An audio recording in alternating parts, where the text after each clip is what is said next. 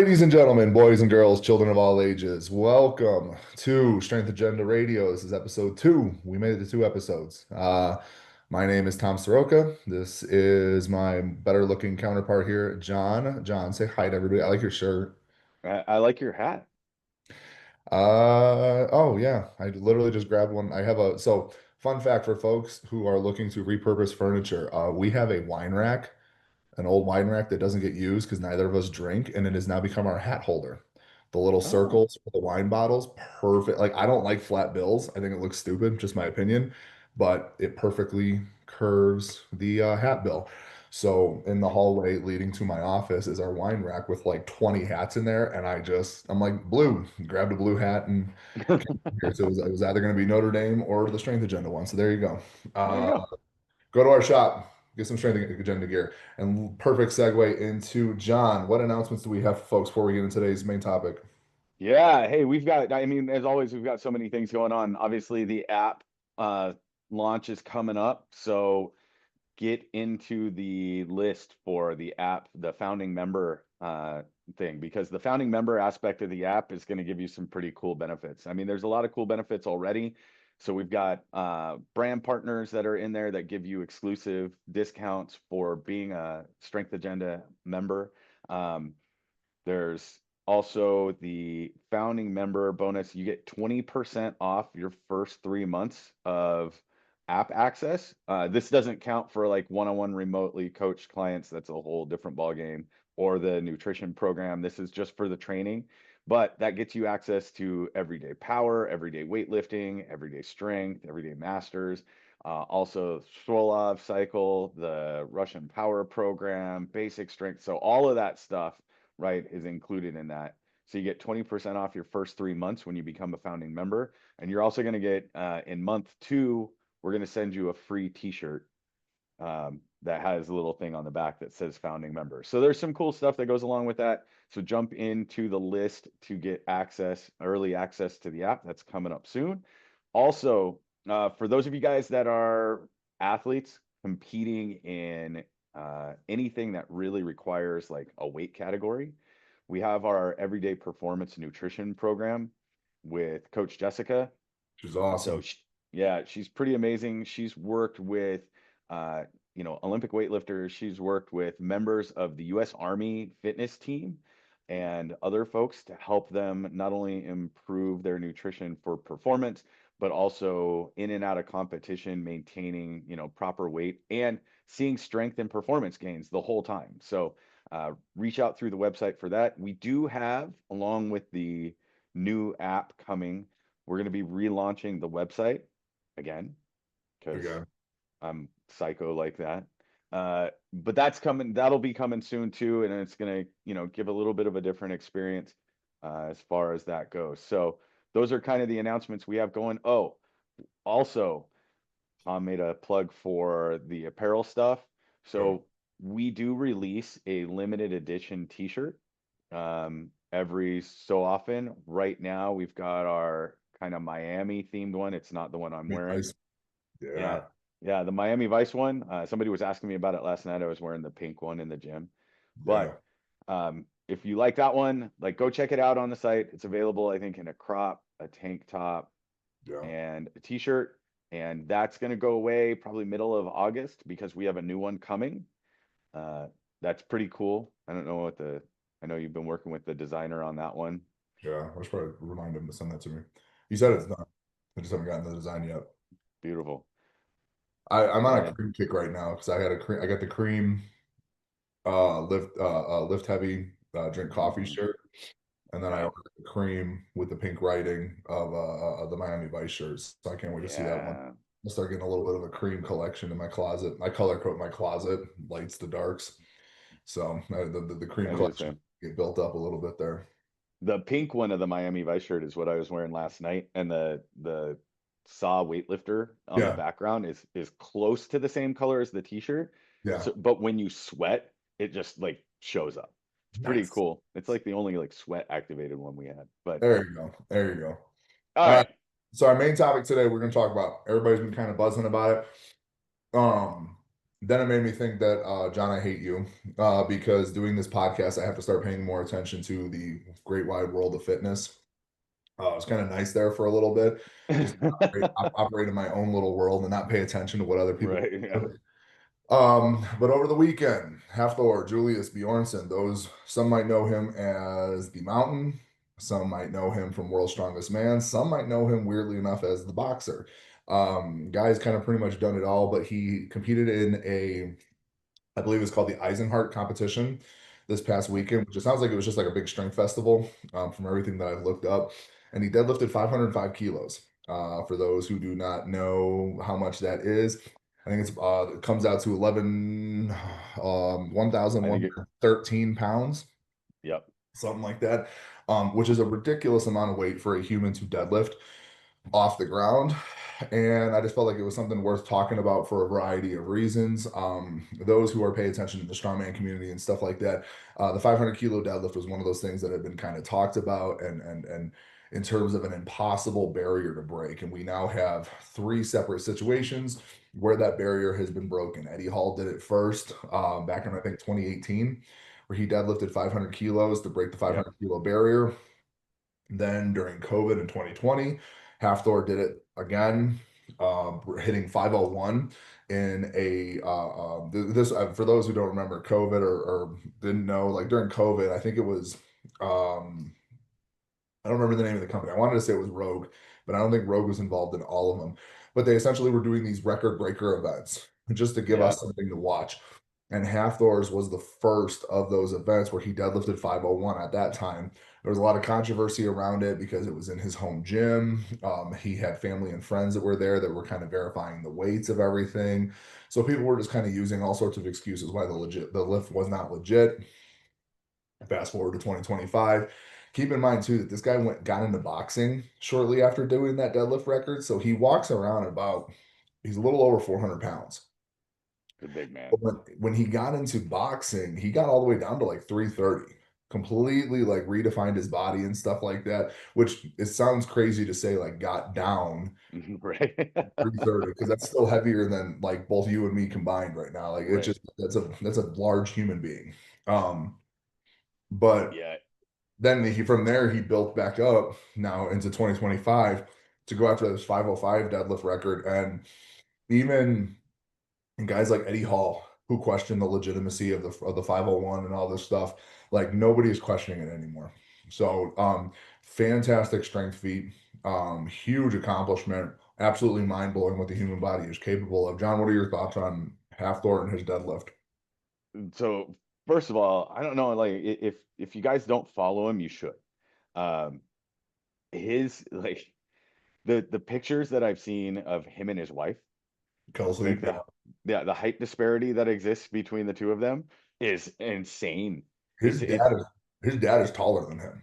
right. Like his family is just huge. His family is enormous. But following like his career is, he's always been just this massive human being capable of these amazing strength feats. It's Yeah, funny when you talk about the boxing thing because that kind of stemmed from Eddie Hall questioning the legitimacy of that 501 and literally they wound up boxing it out yeah. was what that kind of led to is both he and Eddie Hall decided, oh, let's step into a ring. I don't know what the results of that were, and it doesn't, at this point, it Four doesn't really one. matter. It Four was one. it was a terrible match. Yeah, I'm sure it was I, as I well. never I never watched like the full on thing. I just saw highlights, and I've used the meme every once in a while. There's a meme of of Eddie Hall on his like hands and knees, and Thor just like standing in the middle of the ring, and people use it for all sorts Yeah, of meme. and that would track, Yeah, you know. But when you see like the 505, I don't know if you've watched the video. I've watched it a couple of times. And they talk about how he got stuck at the knee. And I'm sorry, they're stuck at the knee. I didn't see it. It looked like the smoothest deadlift off the floor. It didn't look like it bothered him. He stated afterwards that he thinks he has more. He's gonna yeah. try to like go heavier at something else coming up in a few There's months, a like he. I believe he's September. competing. I believe he's competing. I believe he's competing at Strongest Man on Earth, and they're doing a max deadlift there. Okay. And Yeah. Is that in that's actually here in Colorado. That's Brian Shaw's competition that he's been putting on for the last few years. It's yeah. one of those shows that's put like that rivals like the Arnold World's Mm, Strongest Man, the Rogue Invitational. Like it's like the fourth like big crown jewel in terms of like strongman shows, in terms of big payouts and stuff. And yeah. I believe that's the event he's going to be at. I could be wrong, That's but worth coming out for. what's up? I said that's worth coming out for. If he's gonna be Yeah, I there mean, to like try and break that again. it'd be interesting. It's right up the road here. I don't even know what weekend it is, so I might have to look into that, and see if I can get a ticket to go to that just to watch. Because they're also going to be at that show in particular. They're going to be attempting like a log record as well. And we've got a lot of strong pressers in the U.S. right now, so that'd be interesting. It'd be just kind of a cool atmosphere to see. Yeah. 'Cause I went to the first one. Did you? So this is, I think, the fifth or sixth one now. Like Brian Shaw, like the first, well, that's not true. I went to the second one. The first one was in Brian Shaw's gym because it was during COVID. And so this is the fifth one, and he's built it up and stuff. But yeah, Thor is just ridiculous in terms of what he is capable of, and what he's been able to accomplish and stuff like that. And it's a funny story is I think it was 2018 or 2017. I was at the Arnold, and I was there for Moss Wrestling. And after we were all done competing for the weekend or whatever, we all hung out at this one bar. Matt Vincent, one of my buddies, was there, and we were just kind of chilling. And he was like, "Oh, the Icelanders are going to join us." Hmm. And I didn't put two and two together, like whatever. But literally half Thor's entire crew showed up, minus half Wow. his half Thor, the because this is back when the he was competing at the Arnold. It's a 2 day strongman event. So he did the first day, he was back resting, but a lot of the Icelanders came out. I met Stefan Solvi Peterson there. Got to bump shoulders with him and talk to him and stuff like that. Runar and Hesse and all those guys. But the interesting part of the whole exchange was his dad, and so his dad was he was having himself a good time, and I was like standing in the back corner, just like talking to people, and like all of a sudden a beer just like landed on me. And I turned around and it was his dad. Like his dad had a beer, but his dad is so tall that him holding the beer, his hand was at like my face level. And so what had happened was somebody had bumped into him. He was standing next to me. Somebody bumped into him and he spilled his beer on me. And like the one thing I will say about the Icelandic folk, they are the nicest human beings on the planet. Yeah. Like everybody in their crew came over to me. Like Steffi's over there, like patting my shoulder. He's like, "It's okay, friend. It's okay, friend. It's okay. We're gonna get this sorted. This is it is nothing." And I'm like, "Oh, we're good. We're good." His dad felt terrible. His dad's like, "I am so sorry. Dry cleaning." I'm like, "No, I'm not. Right. Yeah. It's It a doesn't cotton matter. t-shirt. We're not dry cleaning anything." Yeah. They're like, It's "Can I get you a beer?" Anything like that. Like, it was just that's my like my claim to fame in terms of interacting with Hfpor and his family. It was like I was at the Arnold one nice. time and his dad spilled a beer on me. But it's funny that you brought up like how nice they are because when you read everything there is about Hathor, right? Is the stories talk about just what a genuinely like kind person he is Yeah, for being and it's so funny we get this idea here in our country that like the bigger somebody is like because they're so big that they're just going to be this yeah, thoughtless behemoth who doesn't really care about bumping into people and then you hear the stories about Hafthor and a lot of those guys honestly like a lot of them they're just genuinely like big soft giant human beings right. who can pull like an entire house from the ground, Yeah, oh yeah, oh yeah. you know. And the other thing though, I do want to caveat with that is while yes, they are genuinely nice human beings, people will be like, "Oh, well, I've seen situations where they're being like a jerk about this or that," and I'm like, my real question was, were they in a competition? Because 90% of the time, if somebody's being a jerk in that sort of sense, it's because they're in competition mode. And like you and I both Yeah. know, like competition mode with human beings is completely different than everyday life. Like I tell people all the time, like I am not nice during competition mode. Like I will say some like off the wall stuff. Like I like talking like that is probably my biggest problem in terms of competition and such. And so like I like in grid, like I've had people on the floor that have heard me like running my mouth. And like one of my buddies, like I remember last year during one of the matches, like looked at me and he's like, "I'm really glad you're on our team."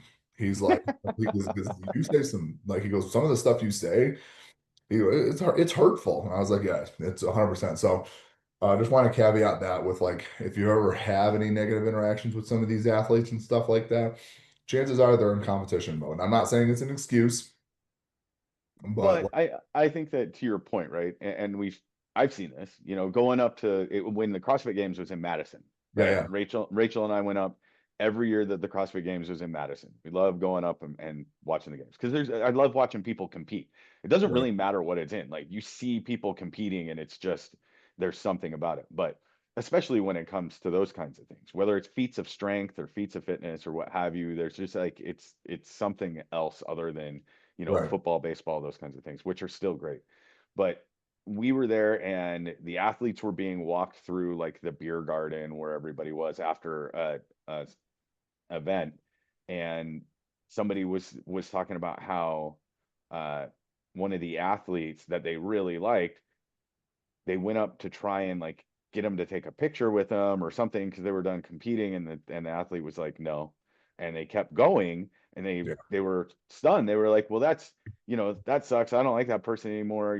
They're rude. They're this, and I was like, but they're competing, and if they right. just had a bad event, that's tough to like make that pivot and go from I just had a shitty event and I finished 20th in an event I needed to finish top 10 to be able to do whatever, and Right. you want my picture right now, that's probably not going to happen.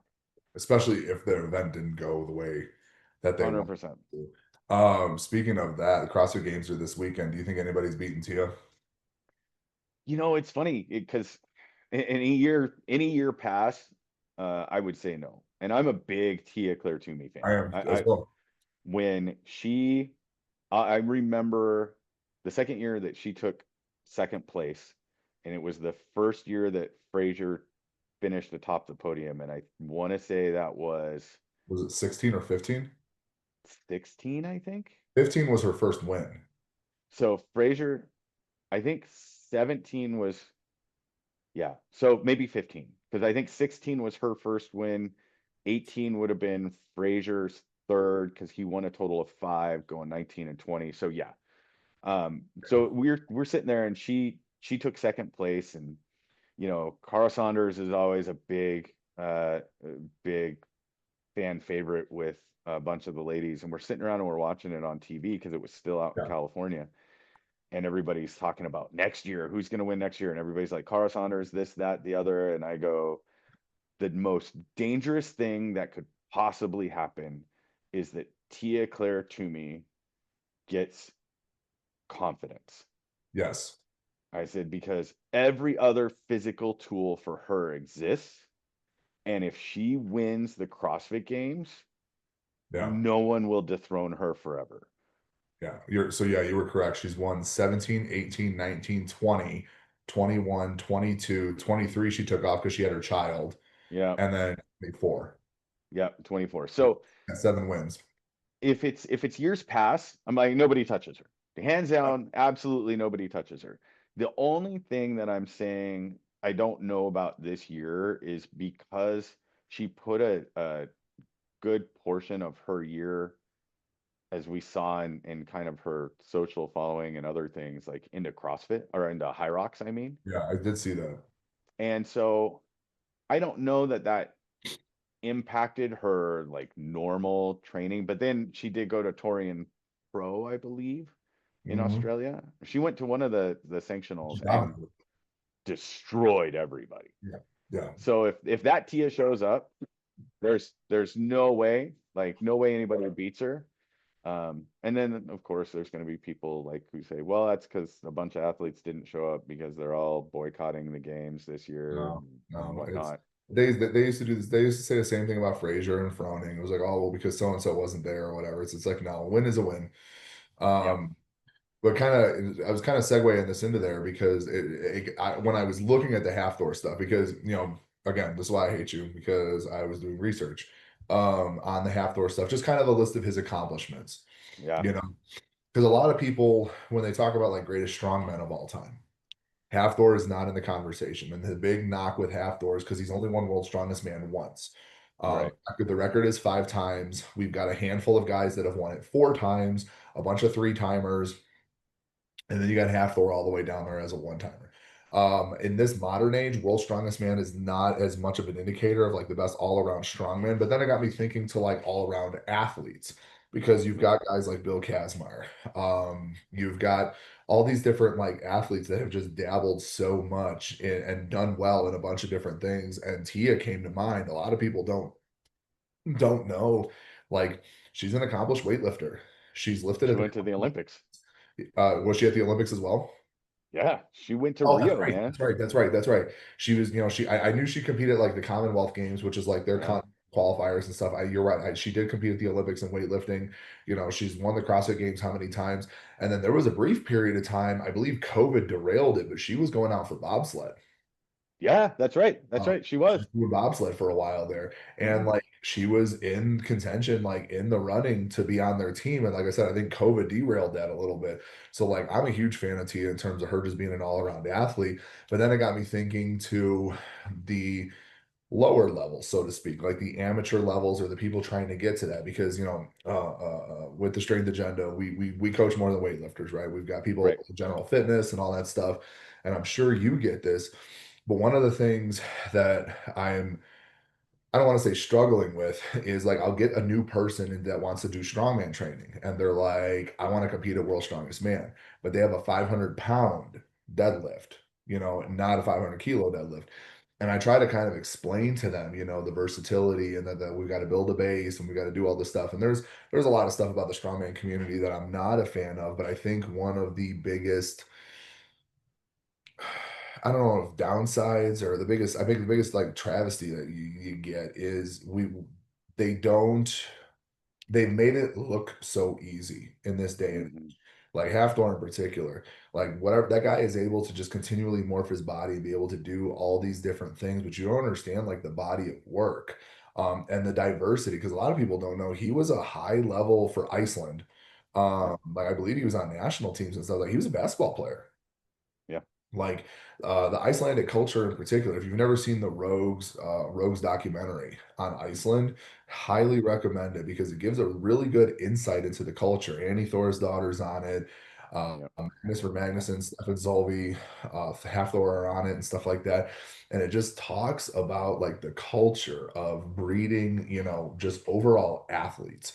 Yeah. Kids play all sorts of sports and things like that. And it just got me thinking to this and like working with our in particular athletes. And then last night, as I was trying to wind down, a video popped up from Mike Israetel talking from Mm. RP Strength and stuff like that, and talking about Hafthor and his deadlifting. And because that's the other thing too is like I've had a couple of athletes message me and be like, "Hey, I don't think we're deadlifting enough." And you've seen my programming and stuff like that. I'm a big fan of for non-Olympic weightlifting. I'm a big fan of conjugate with like the dynamic effort and the max effort work and stuff like that. And I rotate the max effort work between a squatting movement and a pulling movement. So like my athletes will maybe pull heavy in some sort of variation 1 to 2 times a week, and then we'll do some lighter dynamic effort pulls or something like that, maybe 2 to 3 times a week based on the training block and stuff. And I was just kind of curious in terms of like your approach because I always acquiesce to you when it comes to the CrossFit programming. That is your jam, that is your thing. Like, I use your CrossFit programming for my conditioning and stuff like that. And so I was just kind of curious, like what is the overarching theme when it comes to something like the deadlift? Because CrossFit is I feel like CrossFit has the biggest training variance. You know what I'm saying? Like their Yeah. methodology is, be ready for whatever. And so there's just so many different skill sets that you got to kind of take care of and you got to stay sharp on and stuff like that. But like every couple of years, like I remember that one year they threw out a max deadlift event. Like they did it at the very first games at the ranch. And then they did it a Yeah. couple of years later. And some of the numbers that I remember it very clearly. People losing their minds over Sam Dancer just casually Pulling walking up to a 600. bar with 606, yeah, 606 on it, 300 kilos, or 660 on it, 300 kilos, and just pulling the crap out of it. Like he nailed that lift. So just kind of curious, like I have my approach that has Yeah. been shown to work and stuff like that. And I'm not going to sit here and say I invented it. I got it from Louis Simmons. In Right. terms of deadlifting and building a strong deadlift, and I implement that with my strongman as well. But like with CrossFit, like with everything else going on, how do you build like a strong deadlift? Man, that's such a good question. And I remember Sam Dancer pulling that 600 pounder, and it was after they did a trail run, right? Yes. And he was dead last in the trail run and had to be the first person on the deadlift. Yep. Yep. And when you watch I love watching the documentaries on like the Didn't he CrossFit break Games his or leg on that too? yeah, yeah, it's tibia. And so they were talking about it and somebody asked him, they're like, "Aren't you gonna warm up for the deadlift?" And he's like, "Bro, I just ran a trail run. I'm warm. Yeah. Like Right. I'm ready to go." And then he talked about the jumps, right? He's like, CrossFitters don't normally make these kind of really nice jumps. Um, and so, I program for affiliates and then I've programmed for athletes as well. And what you're talking about is one of the things that I think CrossFit methodology misses on for the general public sometimes. And I love it. Like, don't get me wrong. Like, I love CrossFit. I enjoy going into the gym and I enjoy doing a workout with a bunch of people in a class because it's motivating. That community aspect is kind of what keeps it going. But I'll also be very honest is that coming from, 20 years of coaching, and it's one of those things where you look at it and you're like, okay, well, there's some things that need to happen to be able to make this a long-term option for people. Yeah. And when you talk about like the strength base,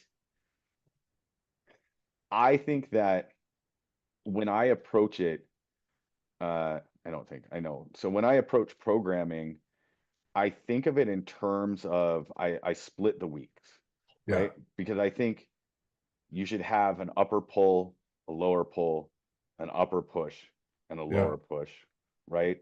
At some point during the cycle, like Yeah. on a consistent rotation, but Right. varying like what happens.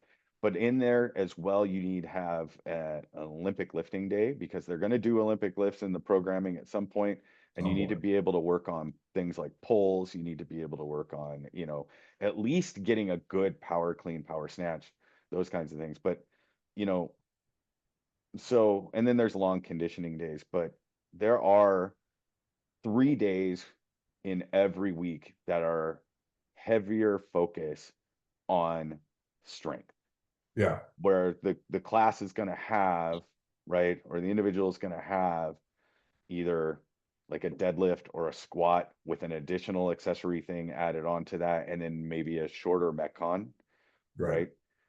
And then other days you're going to have like longer stuff, so it's in there with the idea and the purpose of for longevity and health, Yeah. right? Lean muscle mass as well as VO2 max Yep. tied together are Yep. indicators of a long healthy life. Yep. From a performance standpoint, right?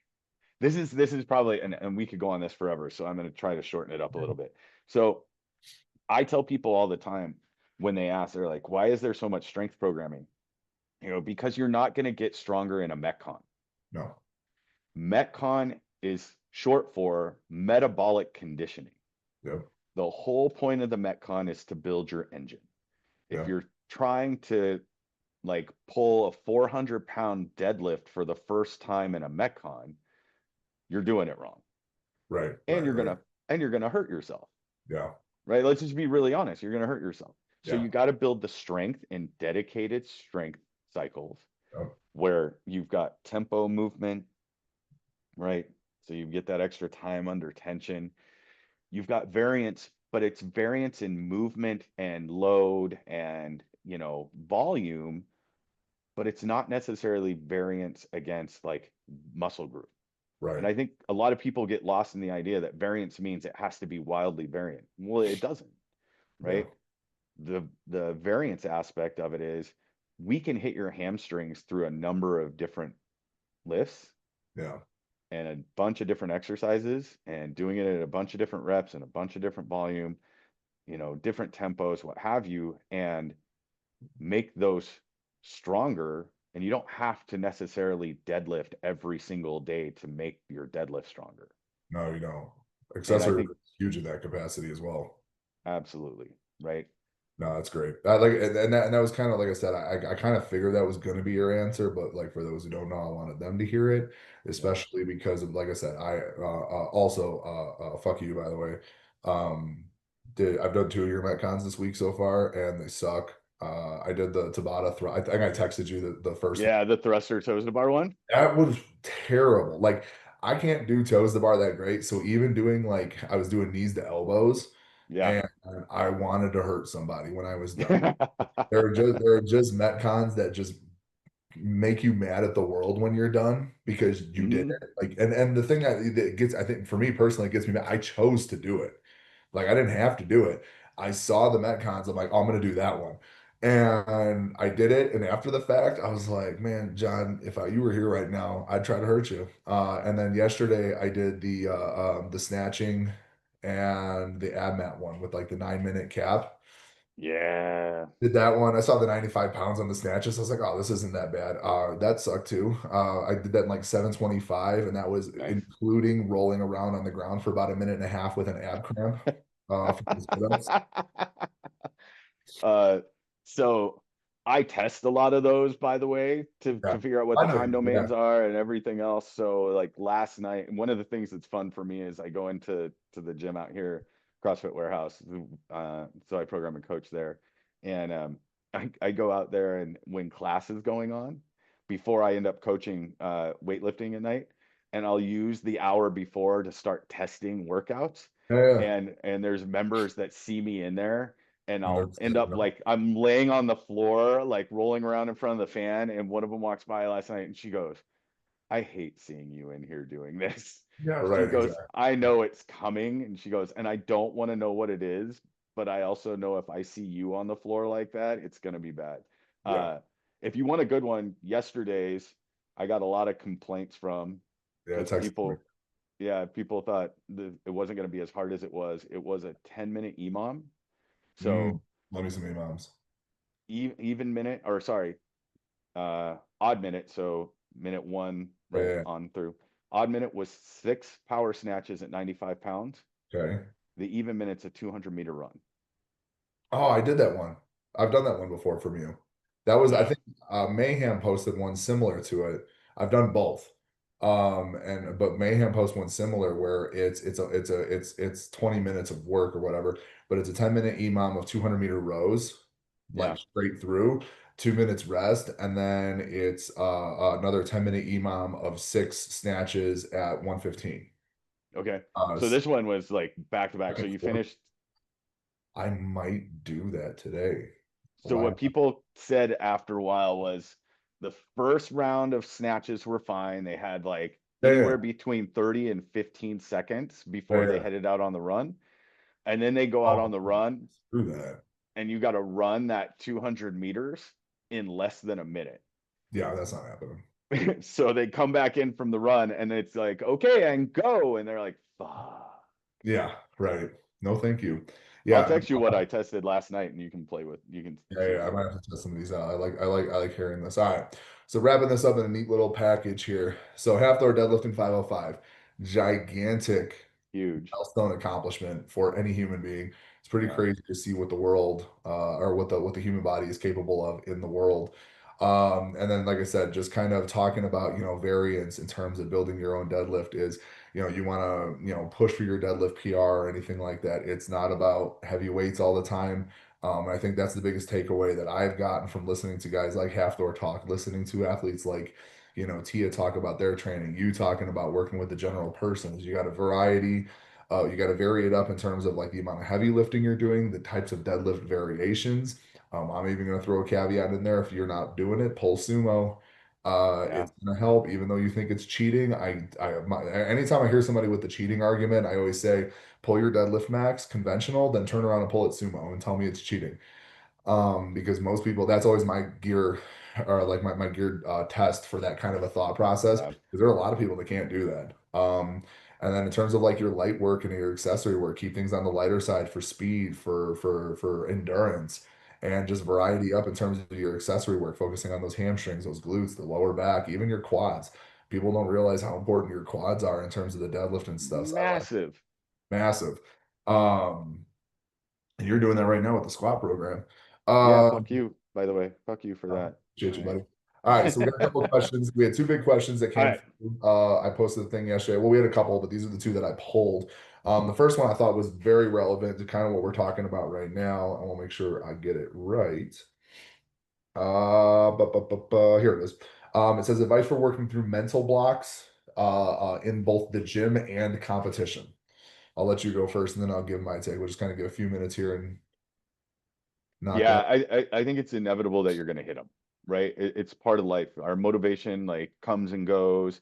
Up. We can get stuck, and I tell my people all the time. I'm like, I was just having this conversation with somebody last night who was struggling hitting a lift, and I go, hey, you got to treat it like Ted Lasso says, like you got to be a goldfish. Yeah, yeah, Did yeah, you have a bad lift? Okay, ignore it. Breathe, take that deep breath, a few of them. Have a ritual for when you step up to do anything. Whether yeah. that's like you have a ritual for stepping up to the bar where you're kind of, I don't know if you ever saw the movie called For the Love of the Game with Kevin Costner. I don't think Kevin so. Costner baseball movies are some of the best like baseball Oh, movies okay, out there. okay. But he's a pitcher, and every time he steps on the mound, he says clear the mechanism, where he just kind of centers and Oh yeah, yeah. Because doles out. John C. Riley's his catcher, isn't he? Yes, John Yeah, C. Riley's his catcher, but he does that. He's like he just breathes and he shuts out all the noise, and then yeah, he's dialed in. Do that in your training. Like if it's bad, it's bad. It yeah, happened. Nobody's fucking perfect, but you got to be able to like breathe and have some kind of routine to clear your head. And like Ted Lasso says, be a goldfish. Focus yeah, on the next lift. And that includes good performances. Because yeah, if you get stuck in good performances, yeah, that yeah. ego will start messing with you. Yeah, I got three approaches to this. The first one is just very practical in terms of like if there's a particular weight that you guys keep, missing or you Mm, clark it or it's just that there's this barrier that you can't get over. One of the things that Glenn used to do, I've actually seen Mary Thiessen's coach do a version of this as well, which I find interesting. I don't know if I could ever or how like I don't know the efficacy of it, but I understand the premise of it. But Glenn used to tell us all the time. He goes, "I wish I could load the bar and not tell you what was on the bar, and just make you go lift it or whatever." And I literally have seen Will Fleming with Mary Thiessen. I've seen her post videos of it, of like he will have her go into another room, and then he will put like trash bags over the end of the barbell, and then make her come out mm. and come make her come out and lift the weight. I personally couldn't do it as an athlete. Like I would be freaking the hell out. I don't know how the session went or whatever, all of that to say, like, if you're struggling with a particular weight, let's just say I'm gonna throw out an arbitrary number of like 100 kilos on the snatch. Like that Mhm. is it's 220, 220 pounds. Like that is what you're struggling with. Find different ways to load it. If you were in a gym with like the small I like that. fractional plates, that's great. Uh, But like if you keep doing consistent jumps, like let's just say you're doing 10-pound jumps into 5-pound jumps all the way up to your 220 and you keep missing, try to find a different way to load the bar. Um, yeah. and like with Olympic weightlifting, it's a little bit different because if you're doing like a couple kilos at a time, like 2, 3 kilos, just kind of finagle the jumps a little bit so you get up to it in a different way. So maybe you're snatching, 1 or 2 kilos under that 100, and instead of so you're doing like 99, and then you put 102 on the bar or something along those lines. So that's my practical approach. And then my less practical approach, and it kind of sounds really, whatever is, sometimes you just have to keep doing it and the body is essentially going to get over it. It's just one Yeah. of those situations where like I think your clearing the mechanism comes into play a lot on this. It's just sometimes, as we're about to attempt to lift, a million reasons in your head why it's not going to go well occur Yep. and you got to clear those things out. I'm also a big proponent for those kinds of situations of not taking a lot of time to set up in Mm, your lift. A lot of athletes these days have like these long, drawn out, almost like showman style yeah. setup routines and stuff like that. And I mean, when I competed, I just like to just go out there, take my breath, get everything, like centered, so to speak, grab the bar and go. Probably not the Yeah. greatest, approach in some situations if I'm not staying tight or whatever. But it was just one of those situations where like the less time you give yourself to think, the easier it's Yeah. going to be. And then kind of like a middle of the road between the practical and non-practical is find markers that are going to indicate that you in all other aspects should be ready to go. In particular, like my athletes, I use that 80-90 chart and like making sure that you are accumulating, good quality reps with no misses deeper into that 80 to 90% range. Or just like if you're like you were talking about, like if you're having a bad day, go back down to like 80%, hit like three lifts at 80%, hit three lifts at Yeah. 82.5%, three lifts at 85%. You're still getting that physiological adaptation, regardless of what your mind is telling you. Right. Physiologically, you're getting that adaptation, then you can move on with life. But yeah, like mental blocks are not fun. They definitely, and especially when you're coming back from like whether it's an injury or a long layoff, or Yeah. you're used to competing at a particular level that you're not quite at, you're not sure if you're going to get there. I'm not going to sit here and say that like everybody's going to get past and back, or back to and past that point, but sometimes just focusing on where you were 3 months to 6 months to 9 months prior to where you're currently at. Focusing on where you've come from versus where you're trying to get to also usually helps a lot in terms of that mentality and focusing on where you are. Like if you were just weren't, if 3 months ago you weren't training at all, and now you're sitting here, hitting, 80% of whatever your long-term goal is, like that's big progress over where you were 3 months ago and then 6 months ago and 9 months and so on. So that answers that question. I hope that answers that question for you from both of Yeah. our perspectives. The last question is grid related. So if you want to chime in on this one, you are more than welcome to. But I added to this question because the initial question was just kind of lame. It was not lame. It was just asking who Whoever to wrote that question for Tom, you're lame. how she knows. That's what he just said. Uh, it was just asking about like, the ownership of the league and stuff like that, and what who my favorite owner is and all that stuff. So I'm gonna parlay that question into you, and just based on your limited knowledge and stuff like that, like which team, and please don't be biased, not like if you've paid attention to any of the team colors, the logos, the coaches, any of that, like which team sticks out to you in the because I introduced you to grid, Yeah. a year or so ago, and then with my previous experience and stuff, which of the teams like sticks out to you in terms of just like whether it's just that you like their logo, you like their team, their owner, whatever it is? Sure. I would say which team is Kelsey Keel competing on? The Sharks? The Southwest Florida Sharks. Yep. Yeah, Southwest Florida Sharks. I would say that one sticks out to me just this year. I mean, if you'd asked me last year, it would have been your team, obviously. Just based on kind of the roster they put together this year. They have a Uh, stacked It roster. was it was stacked. And like both Rachel and I are big Kelsey Keel fans. Like she's Yeah. just, this always this smiley, like in a time when athletes sometimes use their platform and they can use it however they want, right? But sometimes they use it to kind of shit all over the organizations that they compete in. She's like, her attitude is like, I'm gonna show up and just be a happy person Yeah. wherever I go, and I She appreciate she that. was getting a lot of flack at the beginning of the season. Like people were just like, she's going to be slow, she's not going to be good. This was a popularity sign and all this other stuff. And she has done the exact opposite. Like she has been killing it on the floor. I haven't had a chance to talk to her or anything like that. We played them the first match. But you are 100% right. Their roster is stacked, like top to Yeah. bottom and stuff like that. The playoffs are coming up. We can talk about that at a later date, but like they're looking really good right now. Um, for some of the people on the team that I'm friends with and stuff, I hope they win just for the sake of like a few of them have been runner up so many times. I think Yeah. a couple people on the team have been runner up like 5 or 6 times, and I would Nice. expect them to finally win one. But it'll be interesting this year. There's another team out there.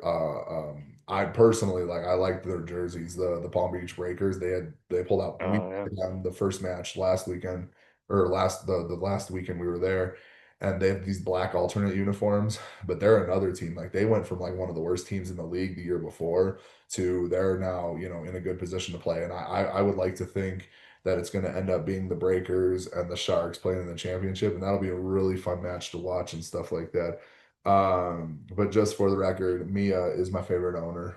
I'm not obliged to say that. She's an athlete on our team and everything like that, but she's cool. And she's an awesome owner. She's kind of like a team mom in terms of like she's the mom with like the wooden spoon is how I kind of Yeah. Yep. she I know just what you're talking like about. when she when like she's a little shorter than me, so like when she gets in my face and starts like getting on me about something, especially when we're doing run throughs and stuff, I start laughing. I'm like, yes, ma'am, like I get it, but like then I'll walk away, start laughing. She's like, stop laughing. Just like she needs a little stool to get on everybody. But Mia, shout out to Mia. She is a team owner. All right. With that being said, let's go ahead and wrap this up, John. Get us out of here. Get these people tired of hearing our voices. Do you have anything in close to add? We talked Yeah, about the app launch. We talked about the apparel and stuff like that. Get your Miami Vice shirt. What else you got for wrapping up? just last things, last guys. Like if you're listening to our podcast, don't forget to hit subscribe and like and share. Share it with friends. Also, Tom mentioned, right, having the ability drop your questions in. Yeah. Let us know like what kind of questions you have, whether it's about training, whether it's about programming, whatever it's about, like let us know. We'd be happy to talk about it. I'll be posting the thing on my Instagram stories usually the day before, just kind of get some feedback and stuff. Any questions you have, silly, big, large, small, doesn't matter, ask them away and we will get them taken care of. John, thank you for your time again. Everybody that listens to this, appreciate you guys, and we will see you at the next one.